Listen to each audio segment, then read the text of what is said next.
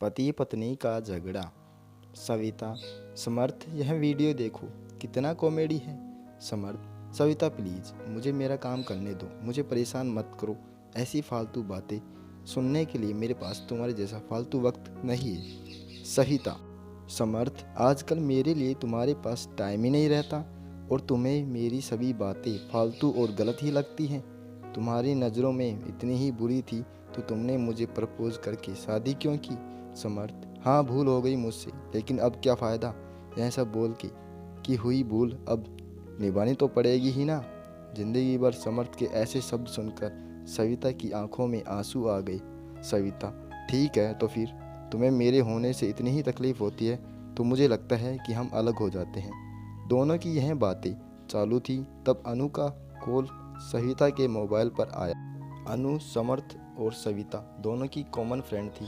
सविता अनु का कॉल उठाती है लेकिन अनु कॉल पर रो रही थी। सविता, अरे बोल ना कुछ, क्या हुआ? आंटी की तबीयत अच्छी नहीं है क्या?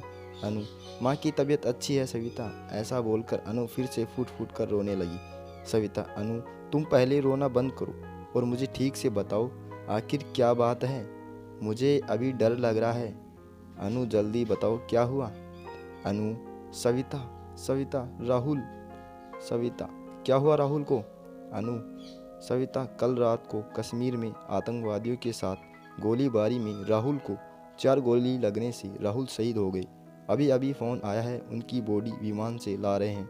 यह सुनकर सविता की पैरों तले जमीन खिसक गई। सविता, अनु अनु हम दोनों अभी आते हैं तुम्हारे पास, तुम संभाल खुद को और आंटी को भी, हम पहुंचते हैं जल्द से जल्द उधर। ऐसा बोलकर सविता फ़ोन रख देती है और समर्थ को राहुल और आतंकवादियों में हुई फायरिंग और राहुल के शहीद होने की बात बताती है। समर्थ भी उसकी बातें सुनकर सुन हो गया, लेकिन तुरंत वह दोनों अनु के घर जाने के लिए रवाना हुए।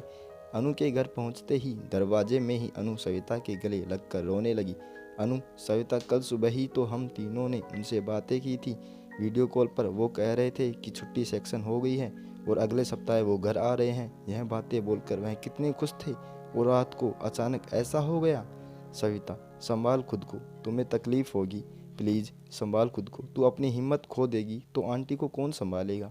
अनु, अब मैं क्या करूं, खुद को संभाल कर मेरे जीने की वजह ही मुझसे दूर चली गई। अब किसके लिए जीऊँ मैं? बस 6 महीने ही हुए हैं हमारी शादी को और शादी होते ही 15 दिन वह ड्यूटी पर निकल गई। एक दूसरे को समझने के लिए भी वक्त नहीं मिला। सविता, इतने सपने देखे थे हम दोनों ने, हमारे बच्चे के नए घर के, एक दूसरे के लिए बहुत सारी बातों के सपने देखे थे। अब सारे सपने अधूरे रह गए, हमें वक्त नहीं मिला सविता, हमें वक्त नहीं मिला। थोड़ी देर में राहुल की बॉडी तिरंगे में लपेटकर घर पर आई। सास के इंतजाम में राहुल का अंतिम संस्कार हुआ। सभी विधि खत्म होने पर समर्थ और सविता अपने घर वापस देर रात तक पहुंचे।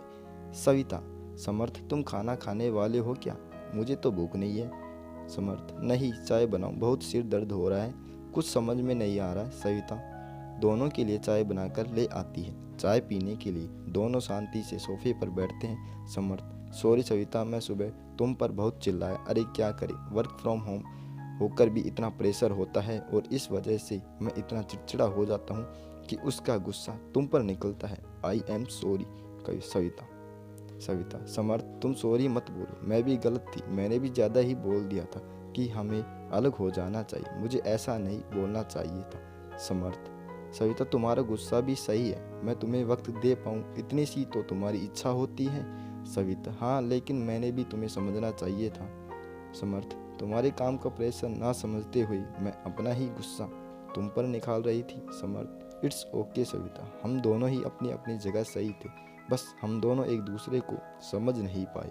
सविता, समर्थ, अनु के वह शब्द अभी भी मेरे कानों में गूंज रहे हैं, हमें वक्त नहीं मिला। सविता, हमें मिला हुआ वक्त को कितना गारंटेड लेते हैं ना। समर्थ, सच में सविता, हमें जैसा एक दूसरे के साथ रहने के लिए वक्त मिलता है वैसे हर किसी को नहीं मिलता। वह टाइम मिले इसके लिए बहुत लोग कितने प्रयत्न करते हैं, लेकिन कोई परिवार की जिम्मेदारी में तो कोई देश के प्रति जिम्मेदारी को निभाने में व्यस्त रहता है और हम इस मिले हुए वक्त में क्या करते हैं, एक दूसरे की गलती निकालने की कोशिश करते रहते हैं। सविता, सच में समर्थ, अनु और राहुल की ज़िंदगी देखकर समझ में आता है कि हम कितने सुखी और खुश हैं। लेकिन हमें उसकी कीमत ही नहीं पता। हम हमारे ज़िंदगी में छोटे छोटे दुख में उलझे रहते हैं। समर्थ, हमारा देश सुखी और प्यार से रहे, इसके लिए हमारे देश के जवान अपने परिवार को छोड़कर देश की सीमा पर अपनी जान की परवाह न कर के हमारी लड़ाई लड़ता है। तभी हम यहाँ पर जाति, धर्म, पैसा, प्रेम, वक्त, ऐसी छोटी बातों पर एक दूसरे से झगड़ा करते हैं। सविता, हाँ चलो फिर आज से हम एक दूसरे की भावनाओं की कदर करेंगे और प्यार का सम्मान करेंगे, एक दूसरे को समझने की कोशिश करेंगे।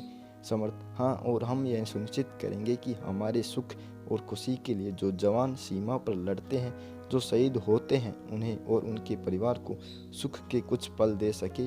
हमसे जितनी छोटी देश सेवा हो सके उतनी करेंगे और देश का कर्ज चुका सकेंगे। तो दोस्तों, आप लोगों को हमारी यह कहानी कैसी लगी हमें कमेंट में लिखकर ज़रूर बताना, और हमारे चैनल पर नए हों तो चैनल को सब्सक्राइब ज़रूर कर लेना। धन्यवाद दोस्तों।